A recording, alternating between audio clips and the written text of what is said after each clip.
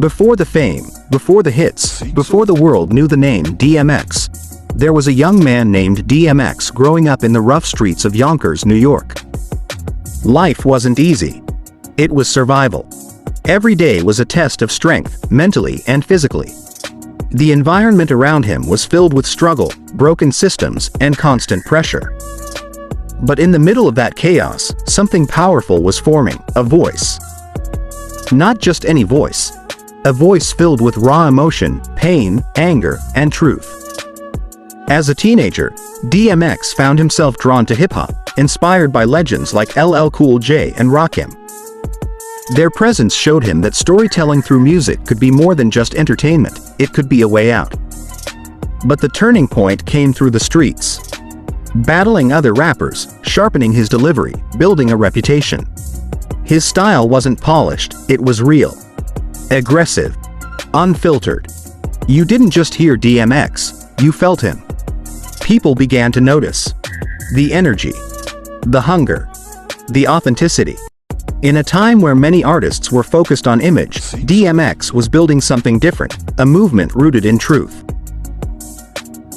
By the early 1990s, DMX was no longer just a street name, he was becoming a force. In 1991, he recorded his first major single, Born Loser. It wasn't a commercial smash, but it was a statement. A raw introduction to a rapper who wasn't afraid to confront pain head-on. The industry noticed, but it didn't fully embrace him yet. DMX faced setbacks. Deals that didn't work out. Opportunities that slipped away. For many artists, this would have been the end, but for DMX, it was just more fuel. During this time, he crossed paths with key figures who would later shape hip-hop history. Names like Jay-Z, Ja Rule, and Irv Gotti were all part of the same growing ecosystem. In fact, DMX, Jay-Z, and Ja Rule once formed a short-lived group known as Murder Inc., a glimpse of what could have been a supergroup. The chemistry was there, the energy undeniable, but the timing wasn't right. Still, DMX stood out. His voice cut through everything. His presence demanded attention. Then came the moment that changed everything, his association with the Ruff Ryders crew. Led by Swizz Beatz and Ruff Ryders Entertainment. This was different. This was family. This was a movement.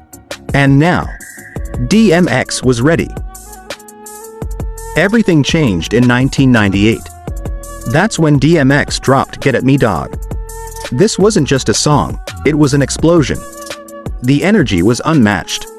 The delivery was aggressive. The message was clear. DMX had arrived, and he wasn't asking for attention, he was taking it. The streets embraced him instantly. Fans connected with the rawness, the honesty, the intensity.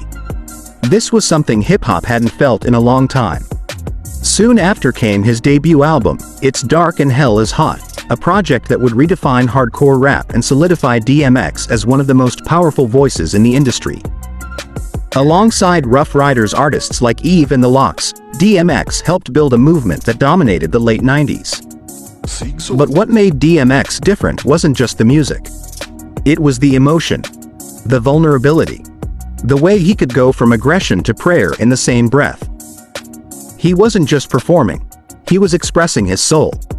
And that's why his impact still lives on today.